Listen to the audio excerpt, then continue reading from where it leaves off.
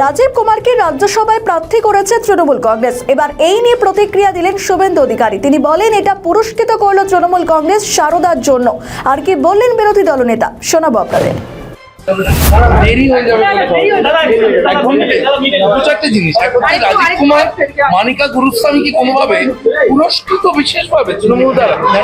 এটা আর কি বলার অপেক্ষা নেই, কিন্তু অনেক কৃতজ্ঞতা তার ঋণ শোধ করলো। আপনার সারদার যে ডিভাইস নষ্ট করে দেওয়া থেকে শুরু করে কত কাণ্ড করেছেন, তাতে তার ঋণ শোধ করলো। আরেকজন তো বিনীত গোয়েলকে বাঁচিয়েছেন না, অভয়ার ধর্ষণ খুনের পরে বিনীত গোয়েলকে বাঁচিয়েছেন। কলকাতা হাইকোর্ট থেকে মামলা সুমোটো সুপ্রিম কোর্টে টেনে নিয়ে গিয়ে এরা এইসব অপকর্ম করেছে, তাই পুরস্কৃত হয়েছে। যারা বাঙালি, বাংলার সংস্কৃতি, বাংলার অস্মিতা এসব নিয়ে কথা বলেন, তারা হায়দ্রাবাদ থেকে আর অন্য জায়গা থেকে লোক নিয়ে এসে এখানে এমপি বানাচ্ছেন। বাংলা দেখছে।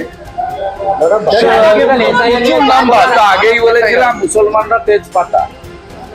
এই রাজ্যসভার তালিকাতেও প্রমাণ হয়েছে মুসলমানরা হচ্ছে মমতা ব্যানার্জির কাছে তেজপাতা। এসআইআর নিয়ে বলেছিলেন, যা বলার 28 তারিখে বলবো। তিনি তার বাড়ির খাবার খাচ্ছেন, এখানে কি কোনোভাবে মুসলিম তোষণ থেকে বেরিয়ে এসে মানে হিন্দুদেরকে তোষণ কোথায়? ঠিক আছে।